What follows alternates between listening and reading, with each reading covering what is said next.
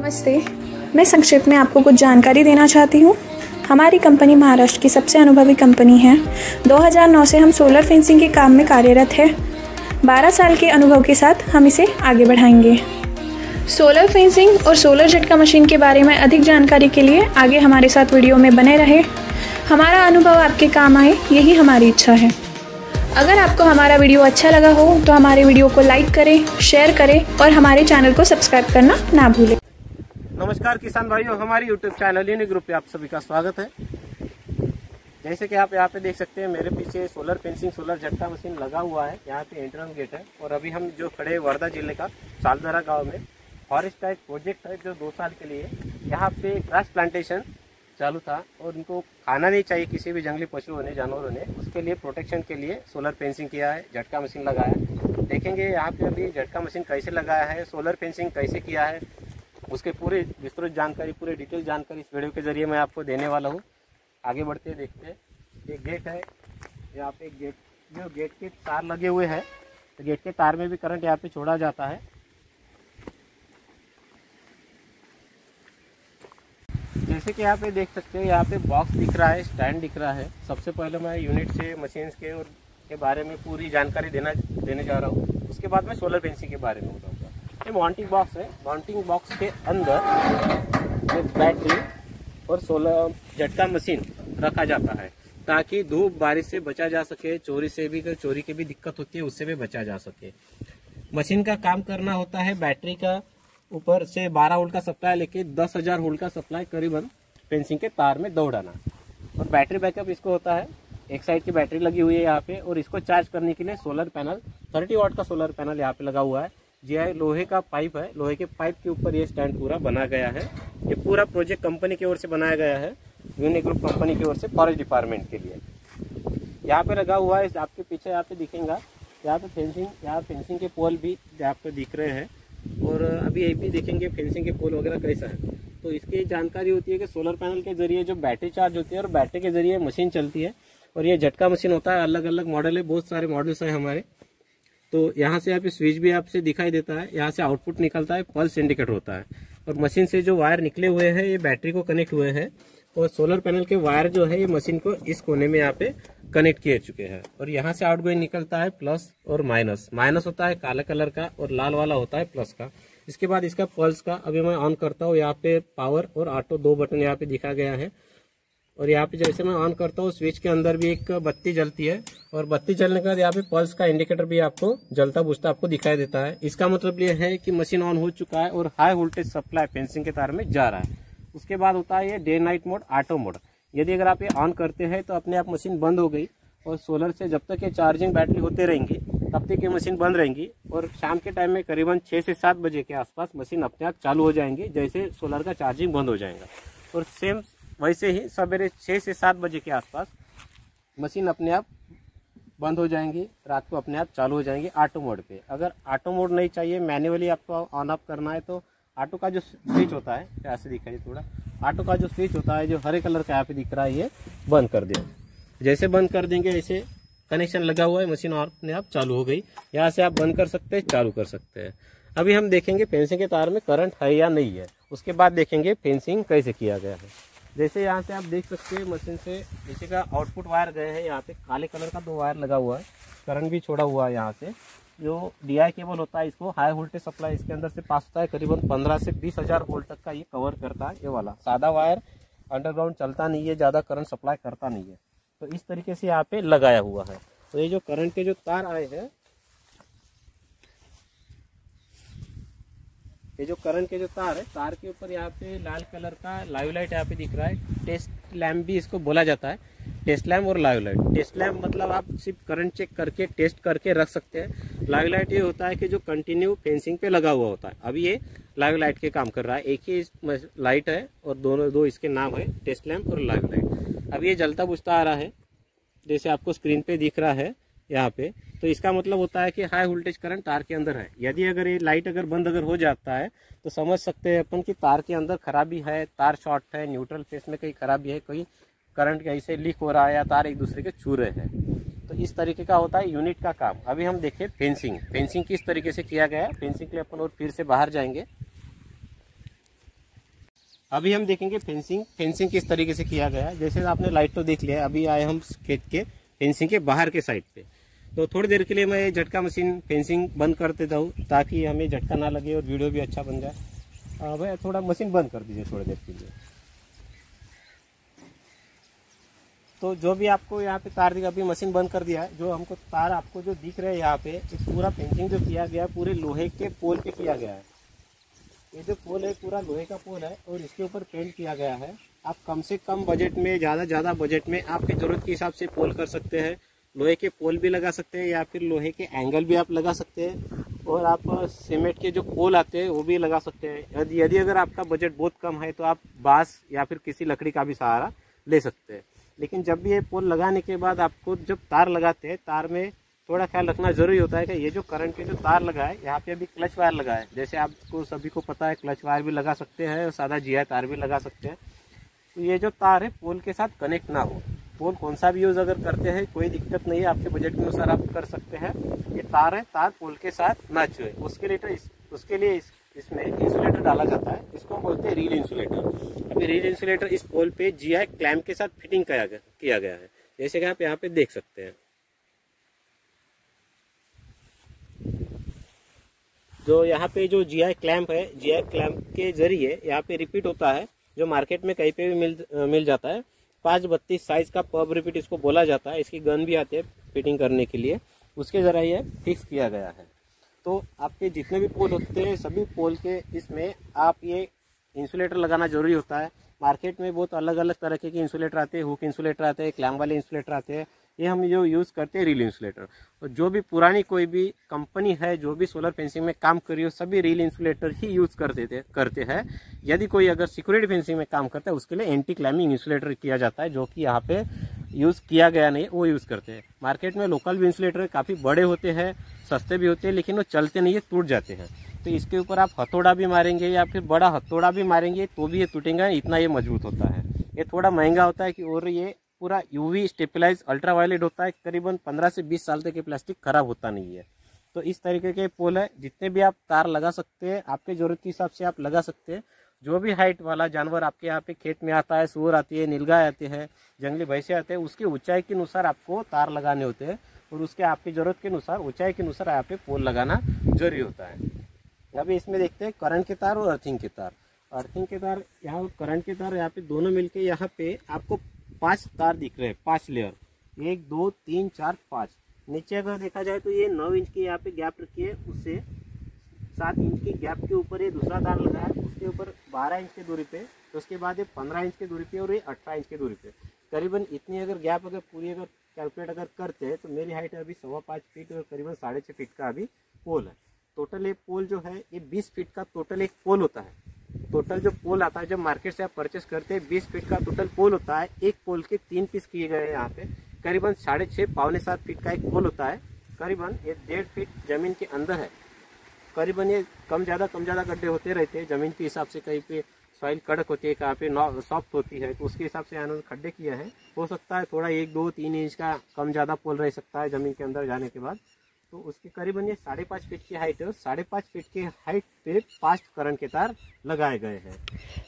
तो यहाँ पे आपको कनेक्टर भी यहाँ पे दिख रहे हैं। जो DI केबल जो सप्लाई आए हैं, कनेक्टर जो हमारे पास होते हैं फेंसिंग के लिए, यदि अगर आपको लगता है तो, और इसके ज़रिए कनेक्ट किया जाता है। इससे अच्छी बात ये होती है कि इसके अंदर जो आप तार लगाते हैं उसके अंदर कार्बन नहीं होता है।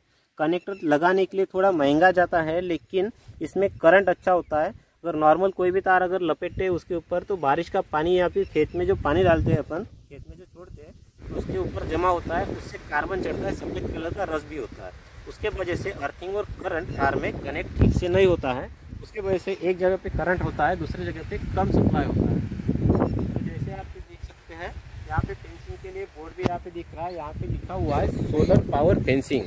तो यूनिक ग्रुप मतलब यूनिक सोल्यूशन जो कंपनी जो है, बिलिंग यूनिक सोल्यूशन, तो इसके ऊपर लिखा हुआ भी है ताकि यहाँ पे आसपास आने वाले लोगों को पता चल जाए कि यहाँ पे करंट छोड़ा गया है इस तार में। लाइव लाइट टेस्ट लैम्प तो है, कोई रात के समय आता है उससे भी पता चल जाता है जैसे जलता बुझता है तो।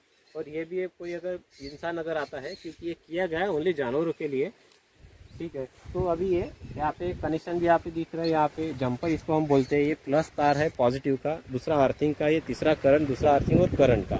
इस तरीके से 3 करंट के तार और 2 अर्थिंग के तार इसमें लगाए गए हैं। इसको जो आपको सीधी लाइन जो दिख रहे तार एक कनेक्टर के जरिए यहाँ पे कनेक्ट कर दी गई है। तो आपको कोई भी फेंसिंग अगर करना चाहते हैं तो इस तरीके से भी आप कर सकते हैं, आपके ज़रूरत के हिसाब से। जितना अच्छा आप काम करेंगे उतना थोड़ा खर्चा बढ़ेगा, लेकिन उसका रिजल्ट भी जो मिलने वाला है तो उतना ही अच्छा होता है। लेकिन हर एक आदमी का बजट अलग अलग होता है, किसी का खेती कम होता है, किसी का ज़्यादा होता है। तो जितना आप फेंसिंग कर सके उतने से अच्छा उतना आप कर सकते हैं। जैसे अभी यहाँ पे देखते हैं अभी अर्थिंग, ये जो पोल है लोहे का करीबन ये अभी लगाया गया है 12-13 फीट की दूरी पे। जैसे यहाँ पे हम देखते हैं यहाँ पे अर्थिंग लगा हुआ है। यहाँ पे अर्थिंग रॉड आपको स्टील का रॉड यहाँ पे दिख रहा है, स्टील का रॉड यहाँ पे दिख रहा है, जमीन में गड़ा हुआ है। करीबन ये 2 से 3 फीट तक जमीन में गड़ा हुआ है। इसके जरिए इसमें से एक वायर निकली हुई है जो अर्थिंग के तार को यहाँ पे कनेक्टर के स्टैंड वायर कनेक्टर से कनेक्ट है।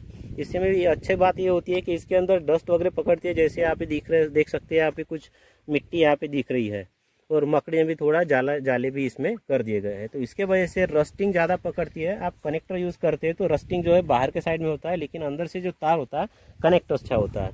इसमें भी नट बोल्ट के जरिए कनेक्ट किया गया है।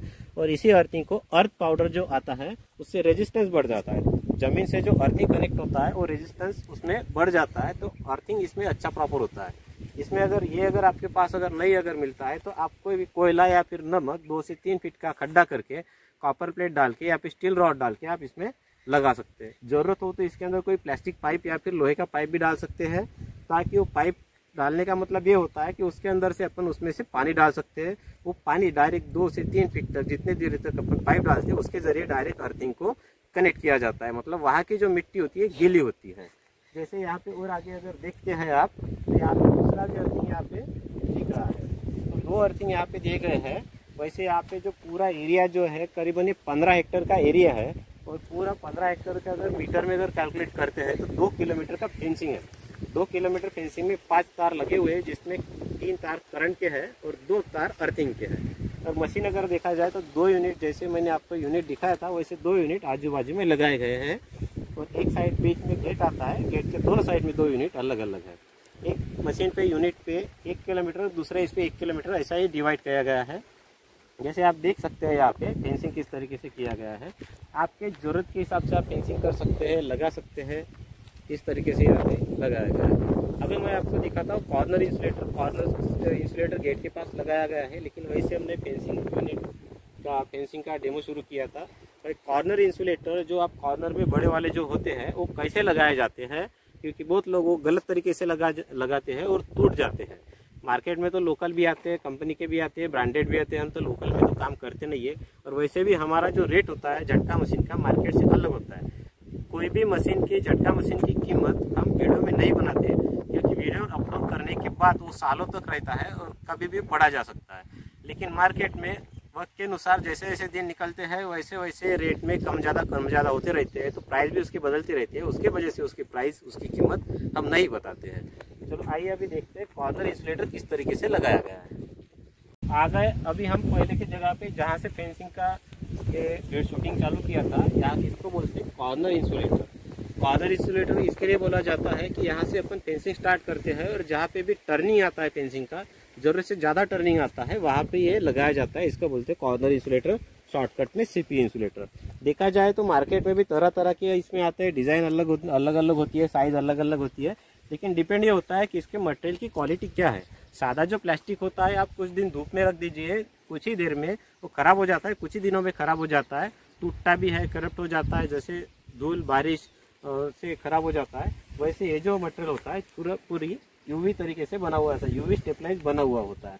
तो इसका बांधने का भी आप सही तरीका एक बार इसमें देख सकते हैं, क्योंकि बहुत बार अलग अलग, जैसे देख सकते हैं यहाँ पे कॉर्नर इंसुलेटर को यहाँ पे होल यहाँ पे दिख रहा है, दूसरी तरफ से भी जो होल है वो भी दिख रहा है। लेकिन ये दोनों भी लगाने का तरीका आप यहाँ पे देख लीजिए, क्योंकि बहुत सारे लोग ऐसा इधर से वायर डाल के और इधर से वायर डाल के 2 इसमें लगाते हैं, तो बीच में से जो इंसुलेटर पे जो आता है टेंशन आता है, कोई वेट अगर आया तो इंसुलेटर टूट जाता है। अच्छे कंपनी का हो तो ज़्यादा देर से टूटेगा, लेकिन लोकल इंसुलेटर अगर यूज़ करते हैं कम पैसे में मिलने वाले, वो जल्दी टूट जाता है। तो इस तरीके से एक जो होता है, एक तार इधर से गया हुआ है ऊपर से, दूसरा तार इस तरीके से आया है, मतलब दोनों के बीच में प्लास्टिक बना हुआ होता है, साइड में जो इंसुलेशन देता है, ये होता है सही तरीका। यदि अगर गलत तरीके से लगाते हैं तो एक इंसुलेटर वायर इधर होता है, एक इधर होता है, और दोनों के बीच में से क्रैक होने के चांसेस ज़्यादा बढ़ जाते हैं। अभी इसका अब दूसरा तरीका हम बताएंगे, जो दो साइड में अगर करंट अगर छोड़ना है तो किस तरीके से इंसुलेटर लगाया जाए और कनेक्शन एक इंसुलेटर से दूसरे इंसुलेटर में या फिर दूसरे पोल में दूसरे साइड पे कैसे लगाया जाता है। आइए अभी इस पे हम देखेंगे। ये दूसरा यूनिट है हमारा, जो बीच में खेत है, ये साइड में एक यूनिट लगाया गया है। यूनिट के बारे में पहले मैंने आपको जानकारी दी थी, सेम यूनिट यहाँ पे है। वैसे ही यहाँ पे जो एक यूनिट दूसरा जो लगा हुआ है, दूसरा झटका मशीन, यहाँ से स्टार्ट होता है उसका फेंसिंग। ये जो पोल है, पोल को सपोर्ट भी दिया गया है। यहाँ पे दो सपोर्ट यहाँ पे दिख रहे हैं, क्योंकि एक साइड पे अगर टेंशन अगर आ जाता है तो ये पोल जमीन से ना निकले। ये पूरे पोल जो है पूरे कांक्रीट में किए गए हैं, जैसे यहाँ पे देख सकते हैं सीमेंट कांक्रीट है। ये सपोर्ट पोल जो यहाँ पे दिए गए हैं, ये भी सपोर्ट पे। और कॉर्नर पोल यहाँ पे भी टेंशन आता है, जहाँ से भी फेंसिंग शुरू होता है, इस तरीके का सपोर्ट पोल आपको देना जरूरी होता है। आप लकड़ी पे करो या फिर सीमेंट पोल या फिर लोहे के पोल या फिर एंगल पे भी आप कर सकते हैं। इस तरीके का आपको सपोर्ट देना जरूरी होता है। जैसे यहाँ पे देख सकते हैं काफ़ी नज़दीकी यहाँ पे टर्निंग पोल आया है। यहाँ पे भी अर्थिंग है। यहाँ पे अर्थिंग के बारे में मैंने आपको दिखाया है। इसको बोलते हैं सेक्शन पोल और टर्निंग पोल। देखा जाए तो टर्निंग पोल यहाँ से बहुत गेट से करीबन 20-21 फीट के दूरी पे है। छोटा सा सेक्शन बना हुआ है यहाँ पे देख सकते हैं। इसमें भी एक मशीन के जरिए दो वायर निकले हुए, लाल और काले कलर का। यहाँ पे थोड़ा घास ज़्यादा उगा है, उसके वजह से शायद वायर आपको वीडियो में नहीं दिखेगा, लेकिन थोड़ा जो भी दिख रहा है उसमें आप समझ सकते हैं। इसमें भी कनेक्टर डाले हुए हैं। कनेक्टर के जरिए DI केबल से वायर छोड़ा गया है। आप DI केबल अगर यूज़ करते हैं तो करंट थोड़ा अच्छा होता है, लीकेज परसेंटेज इसमें कम होता है, जैसे करंट का और अर्थिंग का। यहाँ पे देख सकते हैं, यहाँ एक कॉर्नर इंसुलेटर लगाया गया है और दूसरे साइड में लेफ्ट साइड में इधर, मतलब दोनों का भी अगर डायमेंशन अगर आप देखते हैं, साइड अगर देखते हैं तो 90 के एंगल में ये फेंसिंग का टर्निंग हुआ है। तो यहाँ पे इधर से आया हुआ तार यहाँ पे कनेक्ट कर दिया गया है, और राइट साइड में जो सीधा जाने वाला जो फेंसिंग है जंगल की तरफ, वो यहाँ पे इधर के साइड पे कनेक्ट कर दिया गया है। तो यहाँ से इधर के साइड पे इस तार पे कनेक्शन देने के लिए यहाँ से एक तार यहाँ पे क्लच वायर का निकाला गया है, इसी कनेक्टर से, स्टैंड वायर के कनेक्टर से, और दूसरे तार को यहाँ पे ज्वाइन कर दिया है, वो भी कनेक्टर के जरिए। सिर्फ वैसे भी यहाँ पे आप देख सकते हैं, एक इंसुलेटर से लेके दूसरे इंसुलेटर के आगे करंट के तार में इंसुलेटर के जरिए करंट कैसा छोड़ा गया है, जैसे यहाँ पे देख सकते हैं। और यहाँ पे भी दो सपोर्ट पोल दिए गए हैं, लेफ्ट एंड राइट साइड में 90 के एंगल में, ताकि तार का टेंशन वेट जिसके साइड में आता है वहाँ से इस पोल को डैमेज ना हो सके।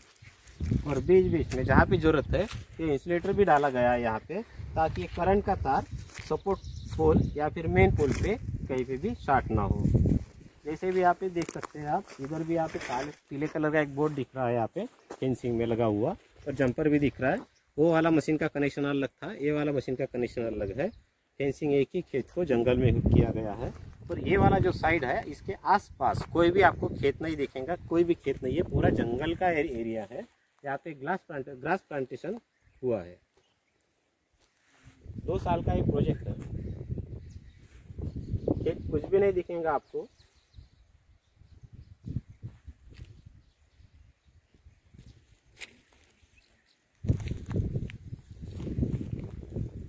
इसी तरीके से यहाँ पे आगे फेंसिंग हुआ है।